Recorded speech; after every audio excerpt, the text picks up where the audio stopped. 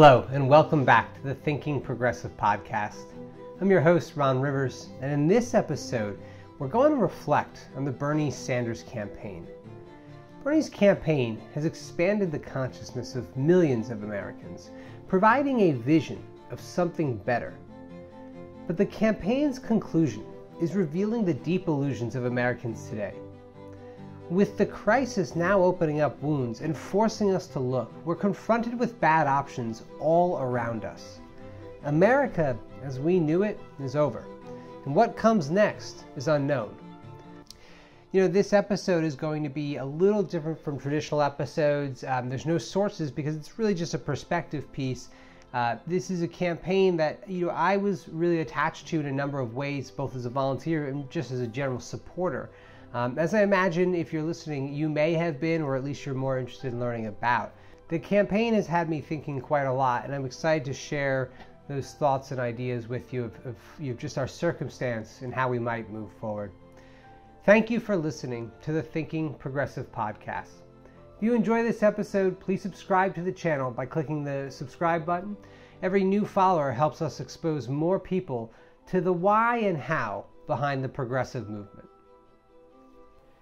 Progressives across America are grappling with the suspension of Bernie Sanders' presidential campaign. The announcement comes after weeks of Senator Sanders focusing on the COVID-19 crisis instead of campaigning. His withdrawal represents a turning point in the 2020 election, one that reflects the shallowness of American imagination. We are a nation living in deep illusion about our circumstances. A way of thinking that imprisons us in an election of no alternatives. As a local community organizer and a Bernie campaign volunteer, I have mixed emotions about the decision. On one hand, it's disappointing, and on the other, it's awe-inspiring. Bernie's leadership is shining the brightest in our nation's darkest times, and in some ways, he has beaten the system he set out to. A fast-growing progressive movement is expanding in the United States, one that is learning hard lessons about electoral politics in the United States. Bernie's campaign policies weren't radical, and I think that's what hurts the most. They were reformative in a time of exponential change. Despite his departure, Bernie Sanders has done more for the American class consciousness than any president since FDR. His exit denies us an opportunity to break free of a stagnating model of society, limiting us to a single choice expressing itself in two forms. Reflecting on the Bernie Sanders campaign has me asking a lot of questions. Why is it that so many Americans are so resistant to change that places the priority on the human being? What is it about our society that keeps so many subscribing to ways of living crumbling before our very eyes? Does anyone believe that Joe Biden presents a valid challenge to Donald Trump? Do progressives planning on abstaining from voting recognize how much worse it can get? Many factors may influence resistance to change, such as economic class, education levels, or mythos subscription. It's unsurprising, rapid shifts in technological progress widen the gap in what we presently consider skilled and unskilled labor, decimating entire industries in the process. Perhaps more importantly, our expansion has shattered lifelong narratives that have crafted universes. They reject systemic reform using the same logic that they may reject new technology. It's unfamiliar, so why change? Denying change in an era of exponential technological growth is an act of ignorance, whether willful or unwillful. The willing embrace the illusion out of fear or greed, unaware or ignoring trends of consciousness. We cannot blame the unwilling, though. They are a reminder that localized education funding is a failed experiment. The progressive agenda is multifaceted, but the central theme is higher degrees of humanity. Policies and programs that lift entire people, raising the floor to expand collective potential. Some believe that while the current system is not perfect, it's working for them.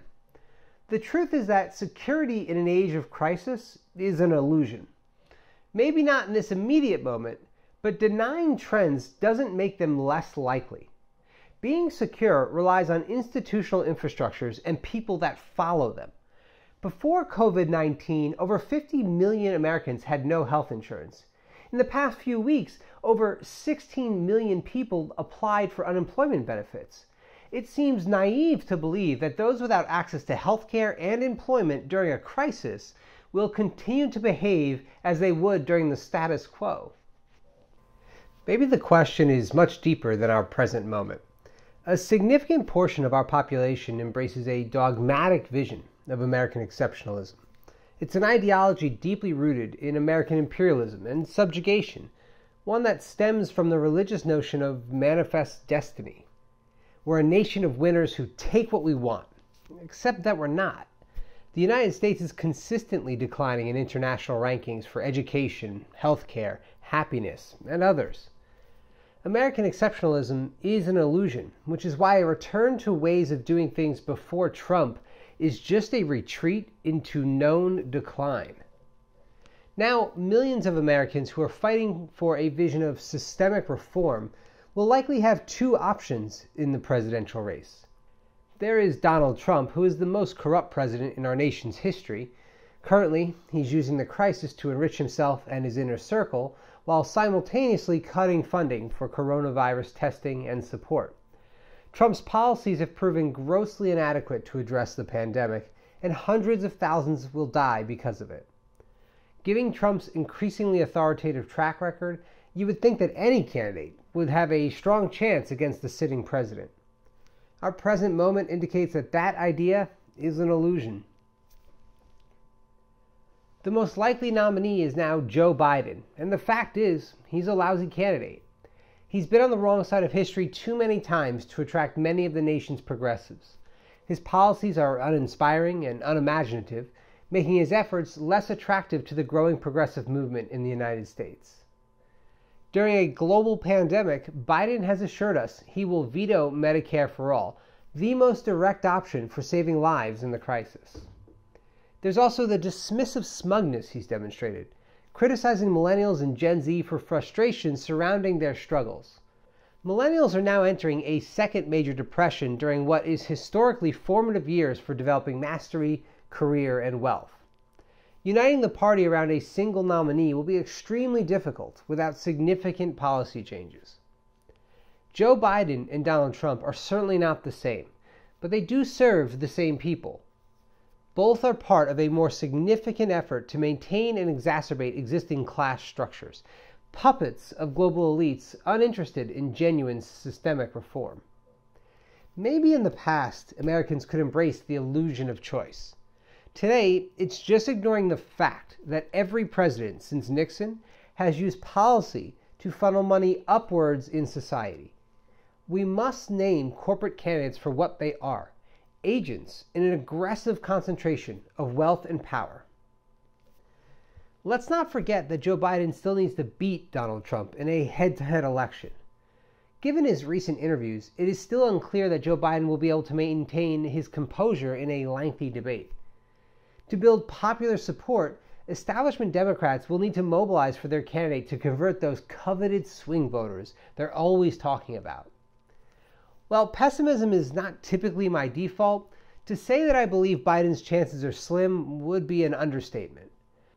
Perhaps seeing loved ones die due to Donald Trump's handling of the coronavirus will be enough to break his support base. Then again, if they still love him after the past 3 years, that seems unlikely. The divide in the Democratic Party is now more apparent than it's ever been. Anyone with a social media account can see just how many people are fervent about not supporting Joe Biden. To them, the best option is to abstain from voting or vote for a third-party candidate, a significant gesture but inadequate effort. To others, this is the ultimate betrayal. It's a take-your-ball-and-go-home moment in a time where we need total effort to end Trump's reign. The idea exists that there's just too much at stake to abstain. Supreme Court seats, the gutting of public services, racially charged policies, and ending the presidential strategy of strategic lying so often that it dulls our senses. These arguments call to a higher purpose, collective unity in a time of chaos. It is a pragmatic approach And although history shows us that uniting around a centrist candidate is a losing strategy, it may be our best pathway forward. Progressives would do well to leave the pragmatic voter be. Their sense of duty overrides their dread, and that's not a bad thing. Now, pragmatism isn't wrong, but it's not enough. The philosophy rings hollow to the many of the recently unemployed who have no access to health insurance during the crisis.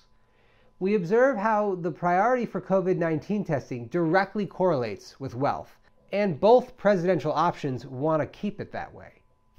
Where is our higher purpose in this moment? Why is there no collective outrage from every member of the Democratic Party for an immediate Medicare for All solution? If we are unwilling to fight for those who need it most now, then it is an illusion to believe that they will rise together to stop Trump. The pragmatist averts their gaze from the harsh truth that survival will always take priority over unity.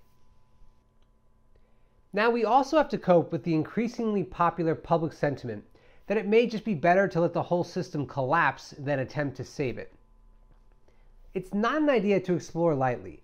There are grave consequences for many with an empowered Donald Trump entering a second term, especially the economically disenfranchised and non-whites. But is there any alternative? Corruption is rampant at all levels of government, and for much of our history, politics has been an effort in self-enrichment. Does propping up a corporatist like Joe Biden change anything? It certainly does. But whether or not we're just delaying the inevitable is still up for question. I don't fault the abstainers, even though it may mean the end of American democracy. We look at the results from the 2020 primary elections and proclaim that the youths failed Bernie by not showing up to vote. That's true, but it doesn't cover the entire picture. The Democratic establishment, in cooperation with large for-profit media conglomerates and the billionaire class, did everything in their power to derail and demean Bernie Sanders. They ignored and demonized the quickly changing consciousness of their younger participants in favor of the established corporate order. It's an illusion that the Democratic primaries were in any way equally fair to the participants. There's a great irony in our circumstance. Those who are most vulnerable to the pandemic have actively worked against their own best interest. We know that COVID-19 disproportionately impacts the elderly. Instead of opting for a universal healthcare system, they have chosen a system where COVID-19 testing will cost them thousands. Their staunch resistance to raising the floor through expanding social programs, a form of greater social inheritance, appears foolish given the economic decimation the crisis has caused. How many Americans were finally close to retiring whose 401ks no longer allow it?